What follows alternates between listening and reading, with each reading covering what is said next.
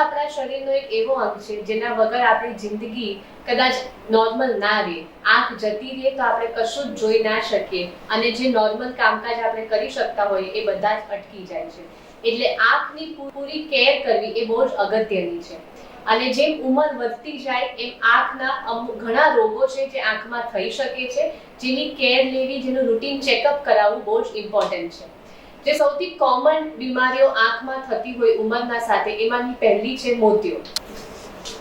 નમસ્તે, હું doctor Yashvi Nathwani health and care ફાઉન્ડેશનમાં full time consultant eye surgeon એટલે આંખના ડોક્ટર તરીકે કામ કરી રહી છું.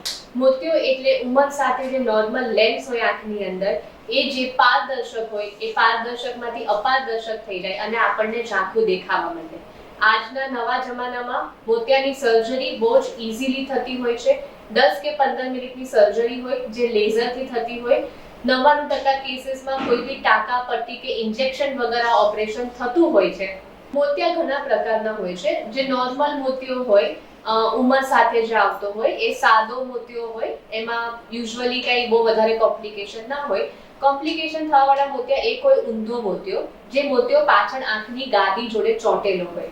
એવા કેસીસમાં અમે વહેલા ઓપરેશન કરાવવાની સલાહ આપીએ, કારણ કે જેટલી તમે રાહ જોવો એટલો એ ગાદી જોડે વધારે ચોંટતો જાય અને એને કાઢવો વધારે અઘરો થતો જાય. બીજો હોય પથ્થરિયો મોતિયો. પથ્થરિયો મોતિયો એટલે જ્યારે મોતિયો બહુ જ વધારે પાકી જાય, એ કડક થઈ જાય, એટલો બધો કડક કે લેઝરથી બી ના તૂટે. એવા કેસીસમાં ઘણીવાર મોટા ચીરાવાળું ઓપરેશન કરવું પડે, અથવા મોતિયો કાઢતા સમયે પાછળ ગાદી નબળી થઈ જાય, મોતિયો પડદા પર જતો રહે, એવા બધા કોમ્પ્લિકેશન થવાના ચાન્સીસ વધી શકે. જો તમને ઝાંખું દેખાતું હોય અને તમને એવી સલાહ આપી હોય કે પથ્થરિયો મોતિયો છે, તાત્કાલિક ઓપરેશન કરાવો, તો અઠવાડિયા 10 દિવસમાં ઓપરેશન પ્લાન કરી લેવું જોઈએ. ઓપરેશન બાદ 2-4 કલાક પછી જ તમને એકદમ નોર્મલ દેખાતું થઈ જાય છે. તમે તમારું રૂટીન કામકાજ જે કરતા હોવ છો એ બીજા જ દિવસથી બધું જ કરી શકો છો. ઓપરેશન પછી જે કેર તમારે લેવાની હોય એમાં પહેલી વસ્તુ એ છે કે ડોક્ટરે જે સમજાવ્યું હોય એ પ્રમાણે ટાઈમ ટુ ટાઈમ ટીપા નાખવાના રહેશે. જે સમજાવ્યા હોય, જે રીતે સમજાવ્યા હોય એ એમ જ નાખવાના. ઓપરેશન પછી તમને ચશ્મા આપ્યા હશે, જે ચશ્મા તમારે ફરજિયાત આખો દિવસ પહેરવાના, ખાલી રાત્રે સૂતી વખતે કાઢવાના. અને ત્રીજું જે સૌથી અગત્યનું ધ્યાન રાખવાનું કે અઠવાડિયા સુધી આંખની અંદર ગંદો કચરો, ગંદુ પાણી કે કોઈ બી વસ્તુ આંખની અંદર ના જાય એનું ખાસ ધ્યાન રાખવાનું. આ સિવાય તમે તમારી રૂટીન બધી જ એક્ટિવિટીઝ બીજા જ દિવસથી કરી શકો છો.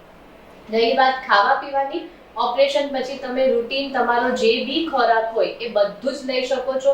કોઈ વસ્તુની પાબંદી મોતિયાના ઓપરેશન પછી ડોક્ટર તરફથી નથી હોતી કે આ નહીં ખાવાનું કે આ નહીં કરવાનું. રૂટીન તમારું જે બી દહીં, દૂધ, છાશ જે તમારે લેવું હોય એ બધું જ લઈ શકો છો. જે 3 વસ્તુ સમજાવી એના સિવાય બધું જ કરવાની છૂટ છે. બીજી જે બીમારી જે ઉંમરની સાથે થતી હોય છે આંખમાં, જે મેઇનલી મોટા લોકોમાં ડાયાબિટીસ આજકાલ બહુ કોમન થઈ ગયું છે, અને ડાયાબિટીસના લીધે આંખના પડદા જે છે એ નબળા થઈ જતા હોય છે, પડદા પર લોહી આવતું હોય છે, પડદા પર સોજો આવે. આ વસ્તુઓ જેને ડાયાબિટીસ હોય ઘણીવાર ખબર બી ના હોય, એટલે ફરજિયાત જે લોકોને ડાયાબિટીસ હોય દર 6 મહિને ટીપા નાખીને આંખનો પડદો ચેક કરાવવો એ કમ્પલસરી છે.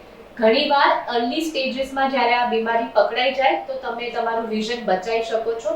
બહુ લેટ થઈ જાય, પડદા પર લોહી, સોજો આવી જાય, અમુક વાર પડદો ખસી જાય એની જગ્યા પરથી, એવા કેસીસમાં ઘણીવાર આંખ ગુમાવી પડતી હોય છે. એટલે જેને ડાયાબિટીસ હોય, બ્લડ પ્રેશર હોય કે હૃદયની બીમારી હોય એવા લોકોએ દર 6 મહિને ફરજિયાત આંખનું ચેકઅપ કરાવવું જોઈએ. આંખની પાછળ પડદા પર જે આંખની નસ છે જેને ઓપ્ટિક નર્વ કહીએ, એ એકવાર જો ડેમેજ થઈ ગઈ ઝામરના કારણે અથવા કોઈ બી કારણસર, તો પછી એ આંખમાં દ્રષ્ટિ પાછી આવે નહીં અને એમાં કોઈ દવા, ટીપા, કોઈ ઓપરેશન કામ લાગે નહીં.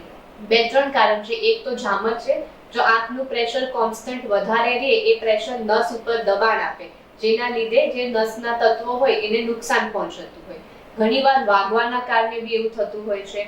ઘણીવાર ડાયાબિટીસ ને એ બધામાં જ્યારે એક્સ્ટ્રીમ સ્ટેજ પર પહોંચી જાય તો બી નસને અસર થતી હોય છે. એટલે મલ્ટિપલ કારણ છે. મગજમાં કોઈ વસ્તુ હોય, કોઈ ટ્યુમર હોય જે નસ પર દબાણ આપતું હોય તો બી નસને નુકસાન થઈ શકે. એટલે એનું કારણ ચેકઅપ કરીને જાણવું પડે, પછી જ ખબર પડે. પણ નસ એકવાર ડેમેજ થઈ ગઈ તો પછી પાછી કામ ન કરે. ઝામર એટલે આંખનું પ્રેશર કહેવાય. જેમ શરીરનું બીપી હોય એમ આંખ એક દડા જેવું છે. એની અંદર લિક્વિડ હોય જે આંખની અંદર પ્રેશર જાળવી રાખે. અમુક કારણોથી, જેમ કે એ લિક્વિડ વધારે બને અથવા એ લિક્વિડનો બહાર જવાનો રસ્તો બ્લોક થઈ જાય તો આંખની અંદરનું પ્રેશર વધી જાય. જ્યારે આવું થાય ત્યારે એ પ્રેશર આંખની નસ ઉપર અસર કરે અને આંખની નસના જે નાના નાના તત્વો હોય એને નુકસાન પહોંચાડે, જેથી તમારી નજર ઓછી થાય.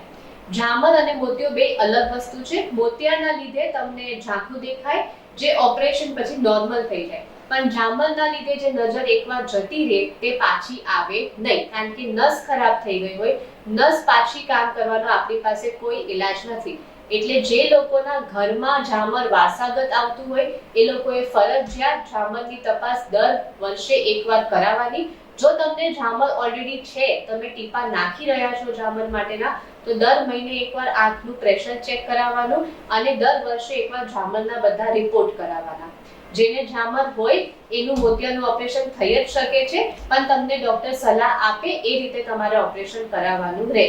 અને ઝામર જેને હોય એને ટીપા નિયમિત નાખવાના. જેમ બીપીની દવા રોજ સવારે નિયમિત લેતા હોઈએ એમ ઝામરના ટીપા ટાઈમ ટુ ટાઈમ નાખવાના. એક દિવસ બી ચૂકવા ના જોઈએ, કારણ કે જો પ્રેશર વધી જાય તો નસ ખરાબ થઈ જાય છે, અને એકવાર નસ ખરાબ થઈ ગઈ તો તમારી પાસે કોઈ દવા, ટીપા, ઓપરેશન દુનિયામાં એવા નથી જે એ નસને પાછી કામ કરતી કરી શકે. તો આ હતા ડૉક્ટર યશવીબેન, જેમણે આપણને મોતિયો અને ઝામર જેવી આંખની ગંભીર સમસ્યા વિશે ખૂબ જ ઉપયોગી માહિતી આપી. જો તમને અથવા તમારા પરિવારમાં કોઈને પણ આંખમાં ઝાંક કે તકલીફ જેવી પરિસ્થિતિ જણાય તો તુરંત નિષ્ણાતની સલાહ લો અને સાવચેત રાખવાનું ભૂલશો નહીં.